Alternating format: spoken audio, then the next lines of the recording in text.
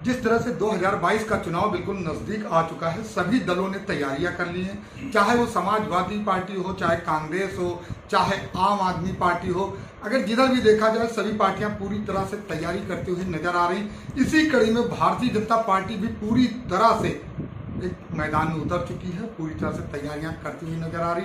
अब 2022 में किस तरीके से चुनाव होगा, किस तरीके से कौन सी रणनीति बनेगी और किस तरह इस पर विजय प्राप्त किया जाएगा, इन्हीं सब बातों का लेकर आज हम आए हुए हैं। हमारे साथ लोकप्रिय, अति लोकप्रिय कहा जाए तो अति उत्तम होगा, शिवपाल सावरिया जो कि पार्षद हैं कुंवर ज्योति प्रसाद वार्ड के, हमारे साथ हैं। आइए उनसे बात करते हैं और जानते हैं कि 2022 के चुनाव में भारतीय जनता पार्टी किस तरीके से रणनीति बनाते हुए विजय प्राप्त करेगी। तो शिवपाल जी, सबसे पहले आपका जो है लाइव टुडे पे बहुत बहुत स्वागत है। बहुत बहुत धन्यवाद, बहुत बहुत धन्यवाद। शिवपाल जी, जिस तरीके से 2022 का चुनाव नजदीक आ रहा है, सभी पार्टियां जो है पूरे दल बल से जुट गई हैं, पूरी तैयारियां करते हुए नजर आ रही हैं। तो क्या लगता है 2022 के चुनाव में भारतीय जनता पार्टी किस तरह की रणनीति बनाएगी, किस तरीके से चुनाव लड़ेगा और लगभग कितनी सीटें पाते हुए विजय प्राप्त?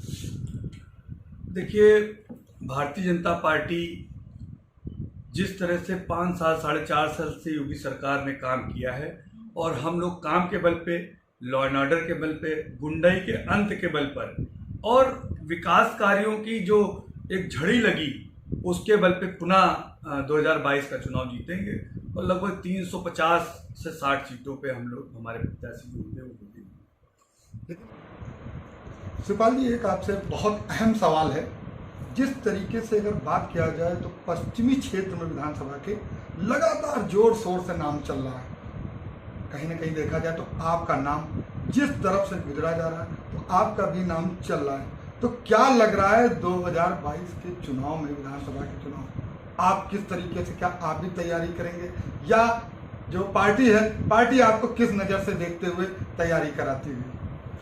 देखिए, अगर ऐसी बात है तो खुशी की बात है कि लोग हमारे काम की प्रशंसा कर रहे हैं, क्योंकि 2012 में जब मैं निर्दलीय जीता और उसके बाद जब पार्टी ने मुझे टिकट दिया तो मैं लखनऊ में सबसे ज़्यादा वोटों जीता। तो ये काम की मेरी एक परिपाटी है कि पब्लिक का काम करता हूँ। पार्टी संगठन ये देख रहा है, अगर निकट भविष्य में पार्टी को ये लगेगा कि मुझे बड़े प्रारूप में लोगों की सेवा करने का मौका देगी पार्टी, तो निश्चित तौर पे राजनीति आगे बढ़ने का काम है और हम आम जनमानस में हमारी जो भारतीय जनता पार्टी की विचारधारा है या उनके कार्य करने के जो तरीके, उनकी वजह से हमारी लोकप्रियता है और लोग प्यार करते हैं, युवा साथी सम्मान देते हैं। तो मैं आपके माध्यम से उनको भी धन्यवाद देता हूं और पार्टी संगठन अगर कभी किसी मोड़ पे मुझे इस काबिल समझेगा तो मैं अच्छे से उसकी लड़ाई लड़ूंगा। लेकिन अगर बात किया जाए तो समाजवादी पार्टी लगातार तंज कसते हुए नजर आ रहे हैं, आम आदमी पार्टी तंज कसते हुए नजर आ रहे हैं। उनका साफ कहना है कि भारतीय जनता पार्टी जो वादे करती है वो वादे पूरे नहीं कर रही। तो क्या आपको क्या लगता है कि जो वादे योगी जी और मोदी जी कर रहे थे, प्रधानमंत्री जी और मुख्यमंत्री जी, वो कितने सफल हुए और उन वादों के आधार पर किस तरीके से चुनाव में रणनीति बना के विजय प्राप्त? देखिए, अखिलेश यादव की बात करें, मायावती की बात करें, कांग्रेस की तो बात कर नहीं सकते हैं क्योंकि उनके पास कुछ है नहीं, लेकिन ये ट्वीट वाले लोग हैं। मायावती ट्वीट करती हैं, अखिलेश यादव तो पर डे कोई ना कोई उनका आ जाता है। उनके पास जमीनी हकीकत क्या है उनको नहीं पता है। हम चुनाव में जाएंगे उज्ज्वला के लेके, हम चुनाव में जाएंगे आवास को लेकर के, हम चुनाव में जाएंगे लॉ एंड ऑर्डर को लेकर के और हम चुनाव में जाएंगे 4.5 लाख नौकरियों को लेकर के। और गुंडाई का अंत हुआ, आज सब देख रहे हैं कि आज हर तरफ बुलडोजर चल रहा है। जो माफिया गुंडे थे वो सब जेल में हैं, ठीक है। और अखिलेश यादव जी इस समय उनको समझ भी नहीं रहा है कि वो क्या करें, क्योंकि उनके पास विकास कार्यों को बताने के लिए कुछ है नहीं। अगर मेट्रो है तो आधी अधूरी मेट्रो जो छोड़ के गए थे उसको हमारी सरकार ने पूरा किया, और वो जो घोटालों का एक्सप्रेसवे उन्होंने बनाया था जिसको हमारी सरकार ने पूरा किया, और उनके जैसे 5 एक्सप्रेसवे बन के तैयार हैं। तो कहीं ना कहीं हमारी सरकार आज जिस तरह से उत्तर प्रदेश में खुशहाल प्रदेश है, योगी जी ने जिस तरह से मेहनत करी, आप कोविड का मैनेजमेंट देखिए, यहां से लेके ऑस्ट्रेलिया विदेशों तक में योगी जी की धूम मची हुई है। और मोदी जी की तो बात हम लोग अभी करेंगे नहीं, योगी ही इतने भारी हैं उनपे कि मोदी जी की तो अभी इस समय बात करने की जरूरत भी नहीं है। योगी जी के कार्य और हमारे जो जनप्रतिनिधि हैं, हमारे जो सांसद आदरणीय राजनाथ सिंह जी ने जो इस के लिए किया, उत्तर प्रदेश के लिए किया, उसके बल पे हम जाएंगे। और आप त्रिपाठी जी देखिएगा, एक भव्य चुनाव होगा और जिसमें राम मंदिर का निर्माण, आप देख रहे हैं, आप पूरा उत्तर प्रदेश राममय हो गया। तो इनको मिर्ची लग रही है, क्योंकि 370 हटी, इनको काम नहीं दिख रहा है, ठीक है। 3 तलाक आया, इनको काम नहीं दिख रहा है। राम मंदिर बना, इनको काम नहीं दिख रहा। पूर्वांचल से लेकर के जितने एक्सप्रेसवे थे वो सब तैयार हो गए, इनको काम नहीं दिख रहा है। तो इनको काम दिखाने का हमारी जिम्मेदारी नहीं, जनता को काम दिखाने की हमारी जिम्मेदारी है। वो सब हम लोग दिखा रहे हैं। 2022 इसी बस हम लोग जीतेंगे। शिवपाल जी, आखिरी सवाल है आपसे। आप एक तो लोकप्रिय, लगातार कई बार से यहाँ विजय हो रहे हैं। रण अगर देखा जाए, राजनीति में आपको बहुत एक्सपीरियंस हो गया है और कई नेताओं के आप बहुत चहेते भी हैं। आप लगातार बड़े बड़े नेताओं के चहेते हैं। तो हम ये जानना चाहते हैं कि जो 2022 का जो चुनाव हो रहा है, इस चुनाव में कोरोना को लेकर जो लगातार बातें चल रही हैं, लोगों का कहना है कि कोरोना में लगातार मौतें हुई, कहीं ना कहीं भारतीय जनता पार्टी असफल नजर आई।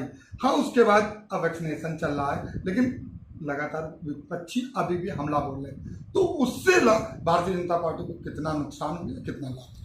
देखिए, ये आम जनमानस जानता है। उत्तर प्रदेश की जो समीकरण है, जो यहाँ का रहन सहन है, जो जनगणना, यहाँ का जनसंख्या है, आप अगर देखें तो अमेरिका जैसा देश, स्पेन, इटली जैसे देश, जहाँ पे हमसे 100 गुनी व्यवस्थाएं, चिकित्सा व्यवस्थाएं अच्छी थी, आज आप देखें कि ऑस्ट्रेलिया ने अपने सीनेट पे माननीय योगी जी की तारीफ करी कि हम योगी के मैनेजमेंट की तारीफ करते हैं कि जिस तरह से कोविड मैनेजमेंट हुआ।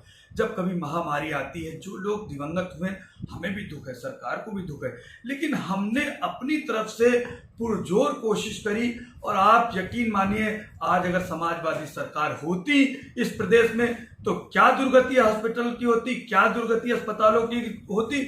हमारे योगी जी की नीति ये थी कि हमारे विधायक दिवंगत हुए, हमारे 7 विधायक मरे, 2-3 मंत्री मरे, और IAS PCS लोग को बेड नहीं मिला। उसका रीजन क्या था? क्योंकि हमने गरीब आदमी को बेड दिया। हमने एक सिस्टम बनाया कि बेड जितने हैं वो मिलेंगे तो नंबर से मिलेंगे, कोई VIP कल्चर नहीं था, वरना हमारे विधायक नहीं बनते। वरना ये VIP जो है वो इतना परेशान नहीं थे, क्योंकि हमारे अगर नंबर आया तो गरीब को बेड मिला करके घर से दिया गया, क्योंकि वो एक महामारी का दौर था। और लेकिन हमारे कार्यकर्ताओं ने, हमारी पार्टी के लोगों ने इतनी मेहनत करी। आज जिस तरह से वो बोल रहे हैं, तो कालाबाजारी तो उन्हीं के लोगों ने करी। आप देखिए, जो भी नाम आए, किस तरह के नाम आए, आप भी जानते हैं, हम भी जानते हैं। तो कहीं ना कहीं उनके पास कोई सवाल नहीं है। और हम चाहते हैं कि मीडिया भी जिस तरह से मैनेजमेंट, अगर कोर्ट हमारी तारीफ करता है, अगर स्वयंसेवी संस्थान हमारी तारीफ करते हैं, तो ये बात है, अखिलेश क्या कहते हैं और मायावती क्या कहते हैं, इससे कोई फर्क नहीं पड़ता। जनता हर चीज जानती है कि योगी जी ने किस तरह से कोविड काल में मेहनत करी। तो ये थे हमारे साथ कुंवर ज्योति प्रसाद वार्ड के लोकप्रिय पार्षद शिवपाल सौरिया जी, जिन्होंने बताया कि 2022 के चुनाव में किस तरीके से तैयारी की जाएगी और 350 से भी ज़्यादा सीटों को जीतकर एक बार फिर से भारतीय जनता पार्टी परचम लहराएगा। लेकिन अब देखने वाली बात यही है कि 2022 का चुनाव होगा, तब सरकार किसकी बनती हुई नजर आएगी। लखनऊ से लाइव टुडे के लिए मैं